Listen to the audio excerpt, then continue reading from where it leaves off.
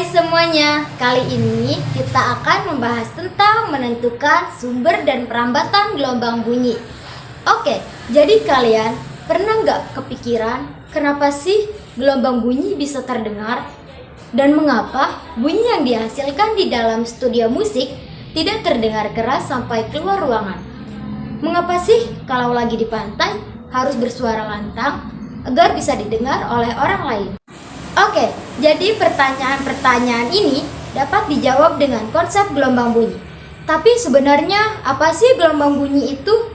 Bukannya kita bisa mendengar karena punya telinga kan? Apa itu saja belum cukup? Kalian penasaran kan? Mari kita simak penjelasan ini. Yang pertama, apa itu gelombang bunyi?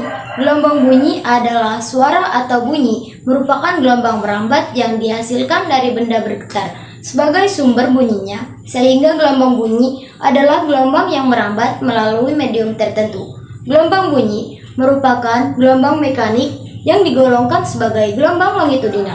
Kenapa gelombang longitudinal? Karena arah rambat bunyi itu searah dan dikatakan sebagai gelombang mekanik karena bunyi membutuhkan medium perambatan. Kalian tahu gak kalau normalnya kita hanya dapat mendengar bunyi di rentang? Yap, jadi gelombang bunyi juga ada rentang frekuensinya gitu teman-teman. Nah, di sini kita akan bahas tentang rentang-rentang gelombang bunyi yuk. Cikidot. Yang pertama adalah infrasonik, bunyi yang memiliki frekuensi. Normalnya manusia tidak bisa mendengar bunyi ini loh. Yang bisa mendengar bunyi ini adalah hewan seperti anjing, jangkrik, gajah, hiu, dan laba-laba. Selain itu, bunyi infrasonik juga dimanfaatkan oleh seismometer untuk mendeteksi gempa bumi. Yang kedua yaitu audiosonik, bunyi yang memiliki frekuensi di kisaran. Nah, bunyi inilah yang bisa didengar oleh manusia. Dan yang ketiga adalah ultrasonik, bunyi yang memiliki frekuensi. Wah, tinggi banget ya frekuensinya teman-teman. Berhubung bunyi ini sangat tinggi, jadi kita tidak bisa mendengarnya.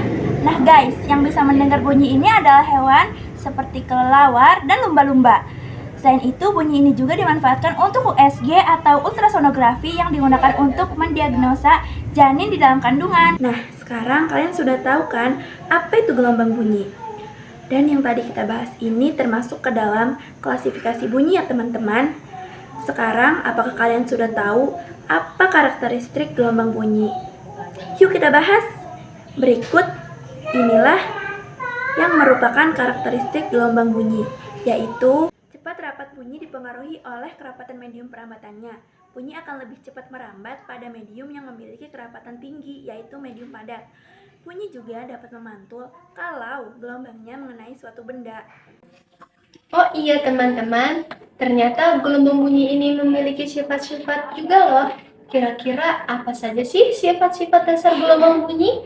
Gelombang bunyi ini memiliki 6 sifat dan rumus gelombang bunyi yang harus kalian ketahui loh. Nah, sifat-sifat gelombang bunyi ini sebenarnya sama dengan sifat dari gelombang. Masih ingatkah apa saja sifat gelombang? Mari kita bahas kembali. Gelombang bunyi ini memiliki sifat yaitu refleksi, refraksi, difraksi, efek doppler, interferensi, dan pelayangan bunyi.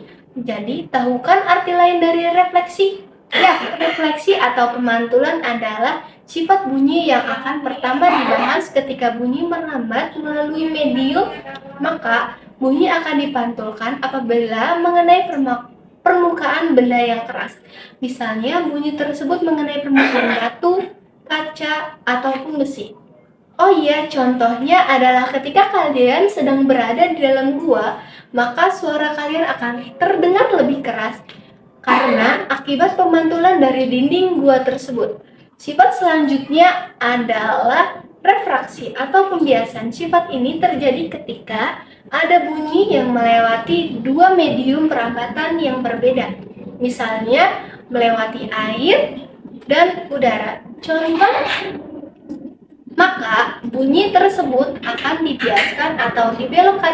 Selanjutnya yaitu sifat difraksi atau pelenturan. Ini berlaku apabila ada bunyi yang melewati celah sempit, maka bunyi tersebut akan dilenturkan. Contohnya adalah ketika kalian melewati gang sempit, kalian akan tetap bisa mendengar suara orang berbicara dari dalam ruangan atau di seberang gang karena bunyi bisa melewati celah-celah sempit. Selanjutnya adalah sifat efek Doppler. Sifat yang satu ini akan menjelaskan kalau ada sumber bunyi yang menjauhi atau mendekati pendengar, maka frekuensi yang didengar oleh si pendengar akan naik turun. Kalian pasti bingung kan?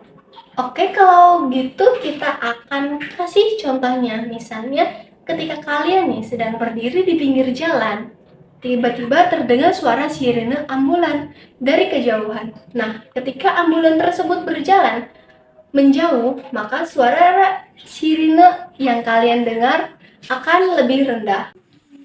Nah, efek Doppler itulah yang menyebabkan frekuensi sirine ambulan berubah ketika mendekati atau menjauhi kita sebagai si pendengar. Efek Doppler juga akan berpengaruh ketika sumber bunyi dan pendengar bergerak relatif satu sama lainnya.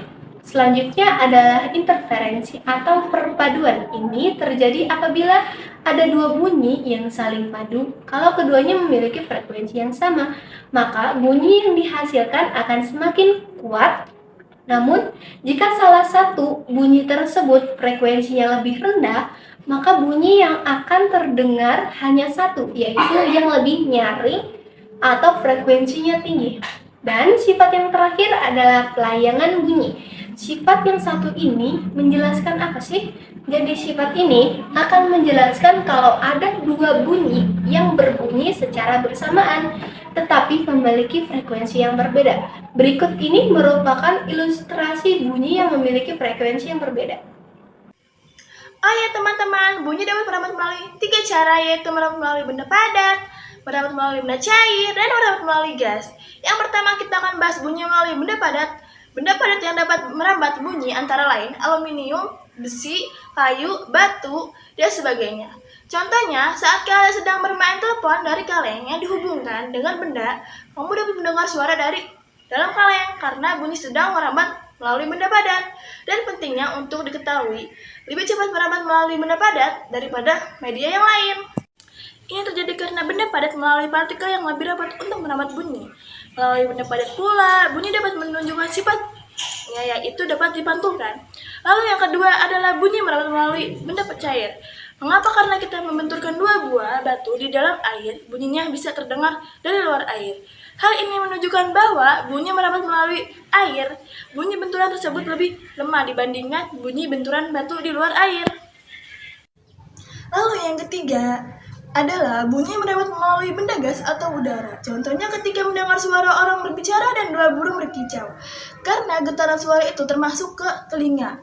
Selain itu, guntur saat hujan juga menjadi contoh bunyi dapat merambat melalui benda gas. Kenapa guntur termasuk ke dalam contoh bunyi dapat merambat melalui benda gas? Itu semua karena tekanan udara berubah, yaitu naik turun.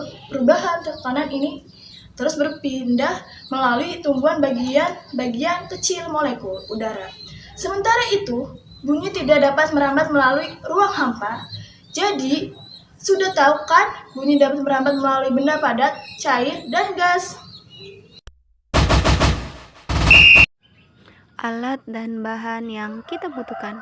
Pertama, 3 buah gelas serasi, 1 buah sendok, 1 teko berisi air. Cara melakukan: pertama-tama isi air ke dalam setiap gelas.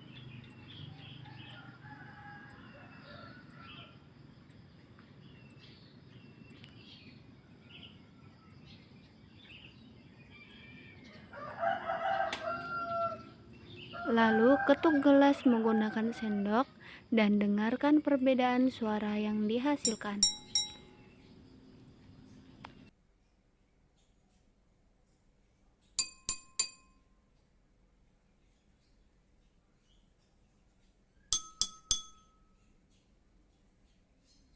Kesimpulannya adalah semakin kecil volume air di dalam gelas, maka akan semakin besar frekuensi bunyi yang dihasilkan.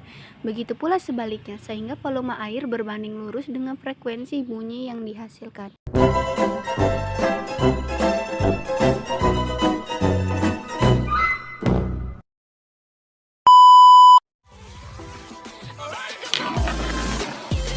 bunyi.